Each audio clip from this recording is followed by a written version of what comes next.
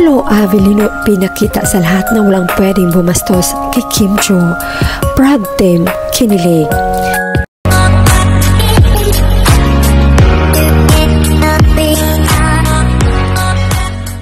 Paolo Avellino pinakita sa lahat na walang pwedeng bumastos kay Kim Chiu. Proud team, kinilig. Nagkagulo naman ang buong Kim Paulandia na naglabas ng bagong nakakakilig na trivia ang isa sa mga direktor ng bagong serye ng Kim Pao na The Alibay. Halos pati sila countrysis na kiligin sa nasaksihan nila sa ginawa ni Paolo Avellino sa set.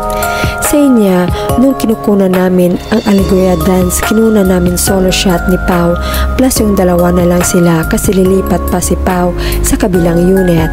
Pero nagstay pa siya habang kinukunan namin yung mismong dance with mga tight shots. Ang iba pang angle, yung masisela na shots, pinaalis muna namin ang talents plus iba pang tao di kailangan sa set to protect Kim. Paolo stayed sa ni Direk Jojo. Iba na talaga ang may karapatan. Komento ng netizens, very supportive and protective sa nag-iisang Chinita princess niya. May karapatan naman si Pao to stay because he's so protective kay Kim.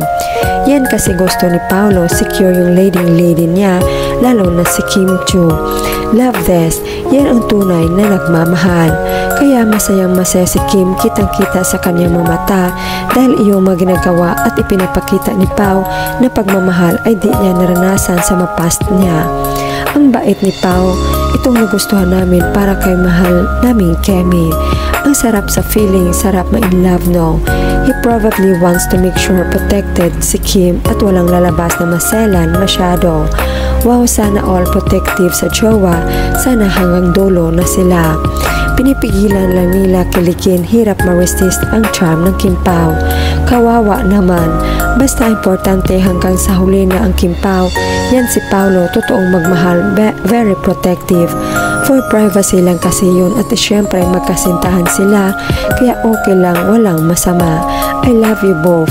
Dapat lang para maipakita niya sa lahat na walang pwedeng bumastos at makaisa kay Kim, lalo at masila na eksena. Diba basta-basta si Kim, lami kaayo sa feelings kitang babae, giprotektahan o gihigugma ni Paolo Avellino. Hindi mga kinilig ang basher, tumaas ang mga dugo niyan.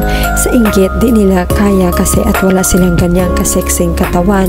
Sa sobrang inggit, napainom ng losartan at yung iba nag-violet na ang kulay.